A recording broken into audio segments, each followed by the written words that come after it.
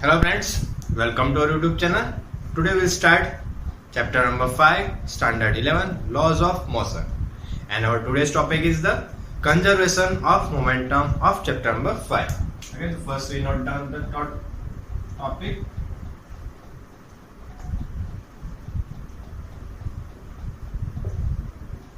Conservation of momentum. And you know already momentum. What is the momentum? Momentum is P. P is equal to what? mv. Okay. And second word is the new word is the conservation. The conservation means what? Conservation means constant, or other option is a name is also known as same. Constant or same the meaning of any conservation. ठीक है, conservation का meaning क्या होगा कि constant या फिर क्या बोल सकते हो सेम. ठीक है, कंजर्वेशन के लिए देखो एक वर्ड हमने ऑलरेडी स्टडी किया हुआ है, बहुत बार यूज भी किया हुआ है. किसके अंदर यूज किया था? कंजर्वेशन ऑफ एनर्जी के अंदर. क्या होता था? Law of conservation of energy. Energy neither can be created nor be destroy, only transform और change from one form to another form. इसकी एनर्जी को ना तो हम कभी क्रिएट कर सकते थे ना कभी डिस्ट्रॉय कर सकते, सिर्फ एक फॉर्म से दूसरे फॉर्म में क्या कर सकते थे? कन्वर्ट कर सकते थे. और टोटल जो एनर्जी हमारे यूनिवर्स के अंदर वो कैसी है? सेम है, कांस्टेंट है. उसमें भी कभी भी क्या नहीं कर रहे हम? चेंजेस नहीं कर रहे. तो यहाँ पे भी वही मीनिंग होगा कंजर्वेशन ऑफ मोमेंटम. तो यहाँ पे क्या बोलेंगे कि कंजर्वेशन ऑफ मोमेंटम, इसकी मोमेंटम में क्या नहीं होना चाहिए? चेंजेस नहीं होना चाहिए. मोमेंटम में चेंजेस तो होता है, हम बोलेंगे P is equal to mv. तो मास तो चलो चेंज नहीं होता है, बट वेलोसिटी तो हर ऑब्जेक्ट की क्या होती है? चेंज होती है. कभी इंक्रीज होती है, कभी डिक्रीज होती है. तो मोमेंटम में क्या होना चाहिए? चेंजेस होता है. बट यहाँ पे किसके लिए लिखा हुआ है? Conservation of momentum. तो इस मोमेंटम में चेंजेस नहीं होना चाहिए. ठीक है, तो एक इसके लिए लिखा हुआ है, ये लिखा हुआ इनिशियल एंड फाइनल मोमेंटम की बात कर रहे हैं. इनिशियल और फाइनल मोमेंटम भी क्या होना चाहिए? सेम होना चाहिए. ये कैसे पॉसिबल है? इसके लिए देखो थोड़ा सा हम डिटेल में जाएंगे. इसके लिए अगर हम बात करें तो ये कहाँ से डिराइव कर रहे हैं? इसके लिए उन्होंने यूज किया हुआ है Newton's first law and second law and third law. Okay, इसका यूज किसका यूज करके डिराइव करेंगे? इसका Newton second law and third law. Second law में हमने क्या देखा था? सेकेंड लॉ में हमने डेरिवेशन निकाला था, फॉर्मूला आया था. क्या फोर्स का फॉर्मूला आया था? F is equal to dp upon dt. F proportional to dp upon dt means change in momentum with respect to time. Change in momentum with respect to time is called force. Meeting momentum में जो changes होता था उसको हम क्या बोलते थे? Force बोलते थे. अब मोमेंटम में चेंज करने के लिए क्या करना पड़ेगा? फोर्स अप्लाई करना पड़ेगा. और फोर्स के लिए हमने थर्ड लॉ में क्या डिस्कशन किया था कि अगर एक ऑब्जेक्ट दूसरे ऑब्जेक्ट पे फोर्स लगा रहा है तो सेकंड ऑब्जेक्ट भी क्या कर रहा होगा? फर्स्ट ऑब्जेक्ट पे फोर्स लगा रहा होगा. जैसे हम यहाँ पे कंसीडर कर लेते हैं, दो ऑब्जेक्ट है. ठीक है, एक ये हो गया और एक मान लो वॉल कंसीडर कर लो. तो इसका एग्जांपल हमने लिया था. वॉल क्या कर रहा होता है? वॉल पे फोर्स लगाता है और वॉल भी वापस क्या करेगी? वॉल पे फोर्स लगाती है. या फिर जिसको नाम ले लो A और वॉल को हम कंसीडर कर लेते हैं B. फर्स्ट क्या होता है? Ball force by A on B.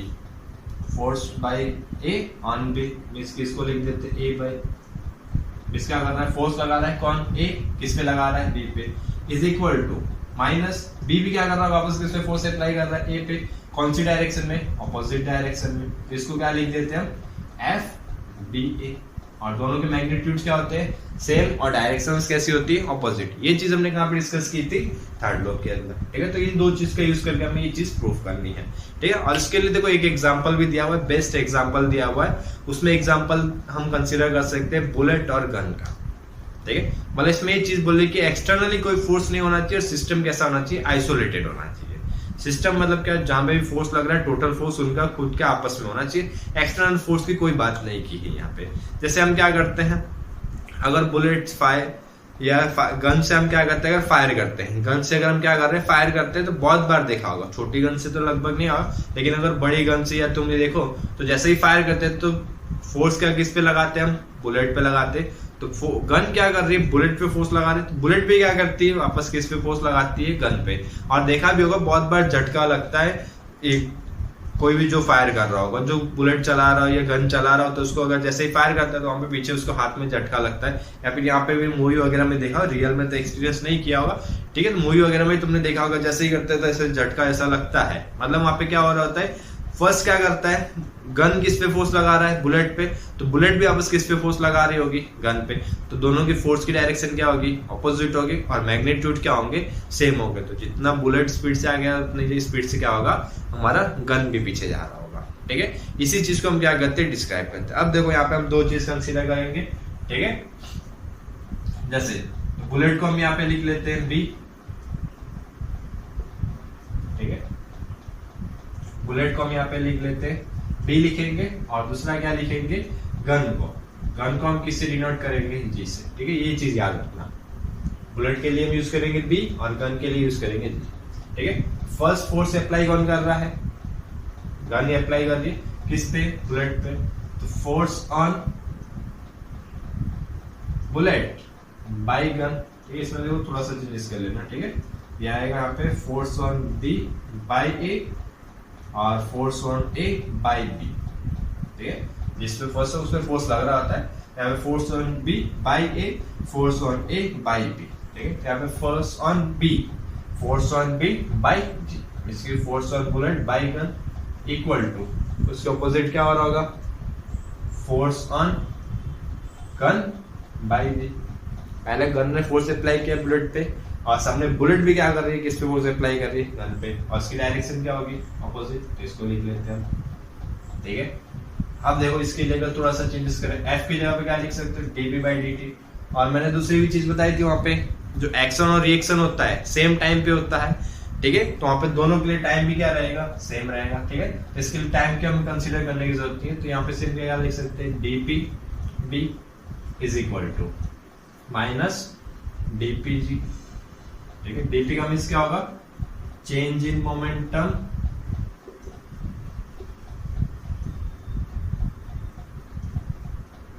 Of bullet. Bullet के मोमेंटम में जो चेंजेस होगा वो, अब देखो टाइम क्यों नहीं लिखा सर, डी टी भी आएगा, तो टी क्या मैंने बोला, एक्शन और रिएक्शन सेम टाइम पे होता है, दोनों तरफ से टी टी क्या हो जाएगा, कैंसिल हो जाएगा, टाइम सेम है इसके लिए, इक्वल टू यहाँ पे क्या लिखेंगे, माइनस, और DPG means change in momentum of gun.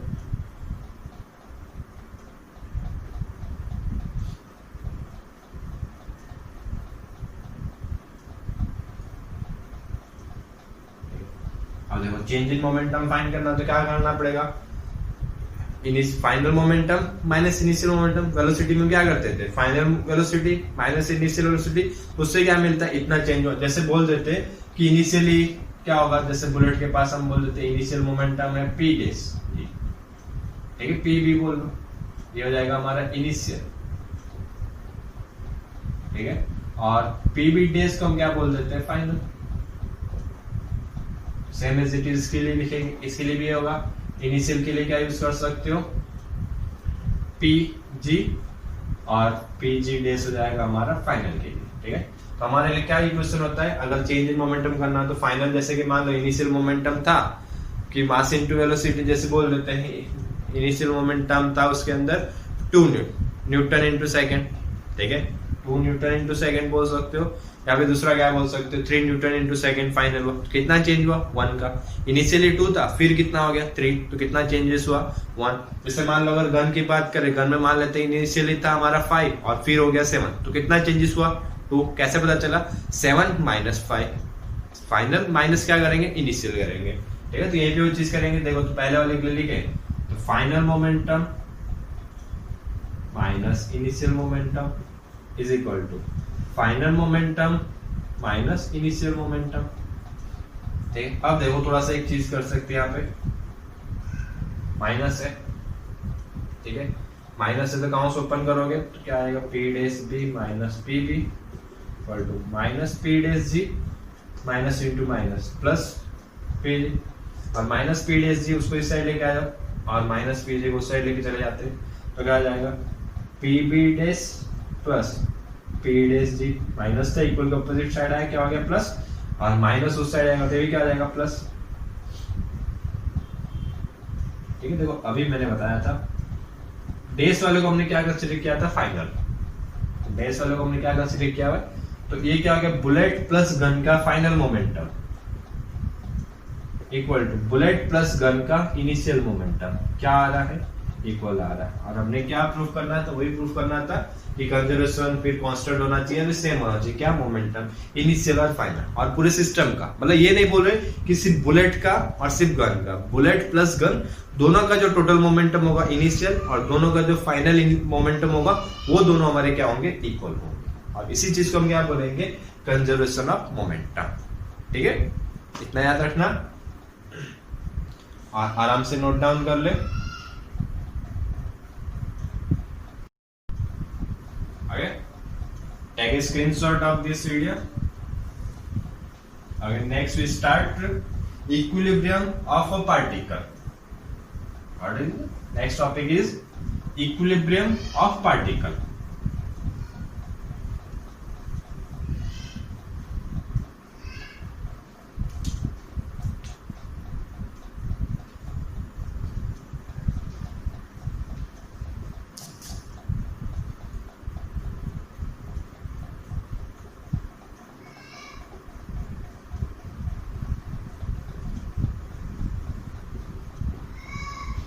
So what is the meaning of equilibrium? Equilibrium is stable.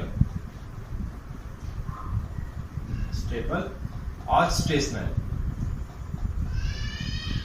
Means suppose any object is in stationary after the applying force. Means कि अगर तुम force apply कर रहे हो फिर भी वो क्या stationary है, ठीक है, तो उस चीज को हम क्या बोलेंगे, equilibrium of particle, या फिर stable भी बोल सकते हो। जैसे suppose there is ये क्या है, हमने क्या कंसीडर किया, एक मार्कर है, मार्कर पे क्या कर रहे हो तुम, 2 न्यूटन फोर्स इस साइड लगा रहे हो, 2 न्यूटन फोर्स इस डायरेक्शन लगा रहे हो, कोई भी चेंजेस होगा नहीं, मार्कर क्या होगा, अपनी पोजीशन पे फिक्स रहेगा, में स्टेशनरी रहेगा, स्टेबल रहेगा, तो इसको क्या बोलेंगे, इक्विलिब्रियम ऑफ मार्कर। ठीक है, अब देखो दूसरा एक भी कंसीडर कर सकते हो, जैसे मान लो एक रॉड है या फिर कोई स्ट्रिंग है, थ्रेड है, ठीक है, और एक ग्रुप यहाँ पे है, ग्रुप 1 और एक ग्रुप यहाँ पे है, ठीक है, और दोनों क्या कर रहे हैं, थ्रेड को यहाँ पे मान लो हमने कोई पॉइंट रखा है और दोनों सेम डायरेक्शन सेम फोर्स से अप्लाई कर रहे हैं, ठीक है, दोनों सेम फोर्स अप्लाई कर रहे हैं, तो ये पॉइंट कौन सी डायरेक्शन में मूव करेगा, इसकी ये अगर मान ले कि लगा रहे हैं, ये ग्रुप वाले फोर्स लगा रहे हैं 50 न्यूटन, ठीक है, और ये ग्रुप भी कितना फोर्स अप्लाई कर रहे हैं 52 न्यूटन, तो ये जो पॉइंट है, पॉइंट अगर हम ओ की बात करें तो ओ कौन सी डायरेक्शन मूव करेगा, कोई भी डायरेक्शन, ना राइट साइड आएगा ना लेफ्ट साइड आएगा, अपनी पोजीशन पे क्या रहेगा, फिक्स रहेगा, और उसी की जगह ये मान लो ये क्या हो गया, 60 हो गया, इनका फोर्स अगर बढ़ गया 60 न्यूटन हो गया, तो पॉइंट क्या करेगा, मूव करने लगेगा, कौन सी डायरेक्शन में, ग्रुप 1 की डायरेक्शन में, ठीक है, तो वहां पे क्या हो गया, फोर्स की अप्लाई, फोर्स की वैल्यू क्या हो गई, ज्यादा हो गई, तो अगर फोर्स की वैल्यू सेम है तो ये अपनी पोजीशन पे क्या रहेगा, फिक्स रहेगा, ओरिजिन स्टेबल रहेगा, तो उस चीज को हम क्या बोलेंगे, इक्विलिब्रियम ऑफ ओ। ठीक है, ये वर्ड याद रखना है। ठीक है, अब देखो इसके लिए अगर फॉर्मूला में निकालना तो फॉर्मूला में क्या कंसीडर कर लेते हैं, इसके फोर्स को हम कंसीडर कर लेते हैं F1, इसके फोर्स को बोल देते हैं F2, ये कौन सी डायरेक्शन में फोर्स लगा रहे हैं, इस डायरेक्शन, ये फोर्स कौन सी डायरेक्शन में लगा, इस डायरेक्शन में, O पॉइंट पे, ठीक है, इसको पॉइंट को कंसीडर कर लेते हैं, तो अगर मान लो इस डायरेक्शन में हम पॉजिटिव कंसीडर करें तो ये नेगेटिव, इसको पॉजिटिव कंसीडर करो तो ये नेगेटिव, ठीक है, और दोनों के फोर्स की वैल्यू क्या होगी हमारी, इक्वल, क्या लिख देते हैं, F1 is equal to minus F2, और माइनस F2 को अगर इक्वल के इस साइड लेके आए तो हमारा क्या हो जाएगा, प्लस, तो फाइनली आंसर क्या आएगा, F1 plus F2 is equal to 0। Means जितने भी फोर्सेस लग रहे होंगे उनका अगर समय से, जितने भी फोर्स लग रहे होंगे, अप्लाई हो रहे होंगे, उनका अगर सम करें हम तो सम हमारा कितना आना चाहिए, 0, और 0 आ रहा है मतलब वहाँ पे जो फोर्स लग रहा है उसकी वैल्यू क्या होगी, 0, और जो पॉइंट होगा, जो ऑब्जेक्ट होगा, कैसे होगा, स्टेबल होगा, स्टेशनरी होगा, तो उस कंडीशन को हम क्या बोलेंगे, इक्विलिब्रियम ऑफ पार्टिकल। ठीक है, ये वर्ड याद रखना। देखो ये थियरी नहीं आएगी बट इसका यूज करते बहुत से न्यूमेरिकल्स में, देखो तो ये कंडीशन दी होगी, तो object O is in equilibrium condition, ठीक है, इस टाइप से, तो वहाँ पे ये कंडीशन याद रखना कि जो रिजल्टेंट फोर्स होगा वो हमेशा क्या रहेगा, 0 रहेगा। इसके opposite left side right side का फोर्स इक्वल होगा, अप साइड डाउनवर्ड साइड का फोर्स इक्वल होगा, ठीक है, सभी इसके ऑपोजिट साइड्स के जो फोर्स होंगे क्या होंगे, इक्वल होंगे। ये वर्ड याद रखना, ठीक है, इतना सा देखो नोट डाउन कर लो। अब देखो यहीं पे अगर मान लो 3 फोर्सेस होते तो अभी क्या करना पड़ता, तो भी ये होता कि यहाँ से मान लो 3 ग्रुप कंसीडर कर ले, एक ग्रुप यहाँ से फोर्स अप्लाई कर रहा हो, ठीक है, इसको मान लेते हैं F3, तो भी क्या कंडीशन होती है, अगर ये पॉइंट ना इधर उधर जा रहा है तो कंडीशन क्या होती है, F1 प्लस F3, F1 और F3 प्लस कंसीडर कर लिया, और इक्वल टू क्या है, F2, और इसको माइनस, इसको माइनस में कोई से लेके आएंगे तो वापस हमारा क्या आ जाएगा, F1 plus F2 plus F3 equal to 0। Means x direction के लिए तो सब x के लिए आ जाएगा, y डायरेक्शन के लिए तो सबका y डायरेक्शन आ जाएगा। ठीक है, इतना नोट डाउन कर ले। और ठीक है, देखो नेक्स्ट स्क्रीन पे क्वेश्चन दिख रहा होगा, एग्जांपल 5.6। ठीक है, क्या बोला, see figure 5.8, a mass of 6 kg is suspended by a rope of length 2 metre from the ceiling. इसकी क्या है, सीलिंग से एक 2 मीटर का वायर उसको क्या किया, सस्पेंड किया हुआ है, and a force of 50 Newton in the horizontal direction is applied at the mid point of the rope. और रोप के मिड पॉइंट पे क्या कर रहे हैं, फोर्स अप्लाई कर रहे हैं, कितना, 50 न्यूटन, और कौन सी डायरेक्शन में, हॉरिजॉन्टल डायरेक्शन में। So what is the angle of rope max with the vertical in equilibrium. देखो यहाँ पे कंडीशन लिखा हुआ है, क्या है, equilibrium and the neglect the mass of the rope. ठीक है,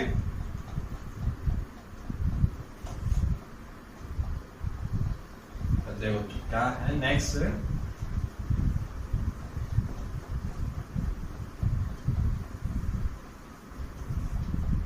देखो फर्स्ट क्या कंसीडर कर लेते हैं, एग्जांपल नंबर 5.6। जैसे ये कंसीडर कर लेते हैं, ये हो गया हमारा सीलिंग, और यहाँ से 2 मीटर का एक थ्रेड लिया हुआ है। इसकी लेंथ कितनी रखी है, 2 मीटर। ठीक है, और यहाँ पे क्या किया, 6 kg का एक ऑब्जेक्ट है, इसको सस्पेंड किया, सस्पेंड में लटकाया है। ठीक है, और इसके सेंटर पे मिड पॉइंट में क्या होगा, सेंटर, तो ये 1 मीटर हो जाएगा, और यहाँ क्या होगा, 1 मीटर होगा। और यहाँ पे क्या कर रहे हैं, हॉरिजॉन्टली फोर्स अप्लाई कर रहे हैं, कितना, 50 न्यूटन। ठीक है, और 50 न्यूटन अप्लाई करने के बाद कैसा हो गया, इक्विलिब्रियम। अब जैसे मान लो थ्रेड में तुम फोर्स अप्लाई करोगे तो ये थ्रेड कैसे हो जाएगी, टर्न हो जाएगी। ठीक है, एंगल पे हो जाएगी, तो किस टाइप से होगी, इस टाइप में हो जाएगी। ठीक है, अब ये थ्रेड यहाँ चली गई, ये कितना हो गया हमारा, 1 मीटर, और बाकी का तो ये रहेगा, बाकी में कोई फर्क नहीं पड़ता। नहीं हो तो प्रैक्टिकली करके देख सकते हो, जहां से पकड़ रखा हो तो वो चीज सही होगी। जो नीचे सस्पेंड किया, जो नीचे लटका है, तो उसकी थ्रेड तो क्या रहेगी, वो तो टेढ़ा जाएगा, एंगल पे जाएगा नहीं। तो ठीक है, वो तो क्या रहेगा, अपनी पोजीशन पे रहेगा। ठीक है, ये आ गया यहाँ पे, इसको कंसीडर कर लेते हैं 6 kg, और यहाँ पे हमने फोर्स अप्लाई किया 50 न्यूटन। ठीक है, और क्या बोला है क्वेश्चन में,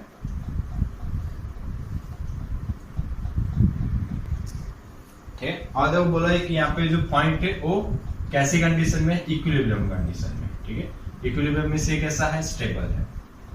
ठीक है, तो ये ना राइट साइड जा रहा है, अब 50 फोर्स लगाने के बाद ना राइट साइड जा रहा है, ना लेफ्ट साइड जा रहा है, ना डाउनवर्ड ना अपवर्ड। अब अगर दूसरी चीज देखो, दूसरी अगर मान लो कोई नॉर्मल एक थ्रेड होगी, उसको तुमने ऊपर से सीलिंग से बांध के रखा है, नीचे अगर कोई भी ऑब्जेक्ट नहीं लटका तो कैसी रहती है, थोड़ी लूज रहेगी। ठीक है, जैसे उसके नीचे हमने क्या किया, कोई चीज अगर लटका दो तो क्या होती है, थोड़ी स्ट्रेस हो जाती है। स्ट्रेस में क्या, उसके अंदर प्रोड्यूस क्या होता है, टेंशन प्रोड्यूस होता है, हमें से एक टाइप का फोर्स प्रोड्यूस होता है। कैसे फोर्स होता है कि नॉर्मली जब ये फोर्स नहीं होगा, जब ये ऑब्जेक्ट नहीं होगा, तो थ्रेड कैसी रहेगी, नॉर्मली लूज जैसी रहेगी। जैसे हम क्या करेंगे, 6 kg का उसके ऊपर वेट लटका है, वो कैसे हो जाती है, एकदम टाइट हो जाती है। टाइट हो जाती है मतलब क्या प्रोड्यूस होता है, उसके अंदर टेंशन प्रोड्यूस हो रहा है, स्ट्रेस प्रोड्यूस हो रहा है, और वो क्या करता है, इसको ऊपर की ओर खींचने की ट्राई करेगी। इसके ऊपर डायरेक्शन में क्या लगता है, टेंशन लगता है, उसको हम लिख लेते हैं T1। तो ये T1 यहाँ पे भी तो लग रहा होगा जब फोर्स लगा रहा था। अब T क्या डायरेक्शन क्या होगी, थोड़ी चेंज हो गई, थ्रेड को ऐसे लेके जा रहे हैं, थ्रेड क्या करेगा, अपनी पोजीशन पे जाने की ट्राई करेगा, 50 न्यूटन उसको वहां लेके जाने की ट्राई कर रहा है। ठीक है, तो यहाँ पे क्या फोर्स लगेगा, हमारा T1। हम क्या बोला उन्होंने, यहाँ पे जो एंगल बनेगा, ठीक है, यहाँ पे जो एंगल बनेगा, उन्होंने ये एंगल फाइंड करने के लिए बोला हुआ है। ठीक है, यहाँ पे फोर्स कौन सा लगेगा, एक नीचे की फोर्स डायरेक्शन लगेगा, इसको हम क्या बोल देते हैं, mg। ग्रेविटेशनल फोर्स क्या होता है हमारा, mg या w equal to f equal to बोल सकते हो। अब देखो सिर्फ मैं पॉइंट O की डायरेक्शन कर रहा हूँ, O की फिगर ड्रॉ कर रहा हूँ। जैसे यहाँ पे पॉइंट O से यहाँ पे एक फोर्स गया 50 न्यूटन, एक नीचे जा रहा है, इसको हम लिख लेते हैं w इक्वल टू mg, और एक फोर्स लग रहा है यहाँ पे। ठीक है, इसको कंसीडर कर लेते हैं T1, और हमें ये फाइंड करना है। ठीक है, इस पॉइंट को हम कंसीडर कर लेते हैं O। अब हम क्या बताते हैं कि O स्टेबल है, मतलब इस पे जितना डाउनवर्ड जितना ऊपर फोर्स लग रहा है, जितना राइट साइड उतना लेफ्ट साइड फोर्स लग रहा है। और दूसरी चीज, अब ये देखो एंगल पे है, और कोई भी चीज एंगल पे होती है तो हम क्या करते हैं, उसके कंपोनेंट्स निकालते हैं। और कंपोनेंट्स के लिए हमेशा एक वर्ड याद रखना, एक पॉइंट याद रखना, जिसके साथ एंगल बन रहा हो वो हमारा होगा एक्स कंपोनेंट, और इसके परपेंडिकुलर क्या हो जाएगा, वाई कंपोनेंट। तो ये इसके साथ एंगल बना रहा है, तो यहाँ पे इसका एक कंपोनेंट आ जाएगा T1 cos थीटा, और इसके परपेंडिकुलर ये आ जाएगा हमारा T1 sin थीटा। और देखो दोनों कंपोनेंट्स उसके दोनों साइड होने चाहिए, इसकी cos थीटा अगर एक साइड है तो sin थीटा उसके दूसरी साइड होना चाहिए, परपेंडिकुलर हो रहा है अभी भी, ठीक है। अब क्या कर सकते हैं, जितना फोर्स ऊपर लग रहा है तो ऊपर फोर्स हमारा कितना लग रहा है T1 cos थीटा, और नीचे कितना लग रहा है mg, तो ये दोनों इक्वल, तो T1 cos theta equal to mg, और दूसरा T1 sin theta equal to क्या होगा 50। अब देखो हमें क्या करना है, थीटा फाइंड करना है, तो इसको इक्वेशन नंबर 1 बोल दो, इसको इक्वेशन नंबर 2 बोल दो। क्या करेंगे, equation 2 divide by equation 2 divide by equation number 1, क्या आ जाएगा T1 sin theta equal to 50 divide by equal के साइड वाले को इक्वल के से डिवाइड कर लो, cos theta equal to mg, तो T1 cancel, sin theta upon cos theta tan theta, और इधर देख रहे हो तो 50 और m की वैल्यू कितनी है 6 और g की वैल्यू कितनी है 10, तो 0 0 कैंसिल, बचा क्या 5/6, ठीक है। तो ये हो जाएगा 5/6, तो आंसर हमारा कितना आ रहा है tan theta is equal to 5/6, और 5/6 की वैल्यू होती है 0.833। और देखो इसकी वैल्यू थीटा में कैसे निकालेंगे, इसके लिए देखो टेबल मैंने बताया था नेचुरल टेंजेंट्स का, ठीक है, तो वहां से हम क्या कर सकते हैं, निकाल सकते हैं वैल्यू, ठीक है। देखो तो भी आंसर बता देता हूं मैं, एक बार चेक कर लेना। इसका आंसर आएगा theta is equal to 39.80 degree, और अप्रोक्सीमेटली कितना आ गया 40 डिग्री। इसकी ये जो एंगल बनेगा कितना बनेगा 40 डिग्री, ठीक है। ओके, तो नोट डाउन कर ले आराम से, और कोई भी डाउट्स हो तो नीचे कमेंट कर दे।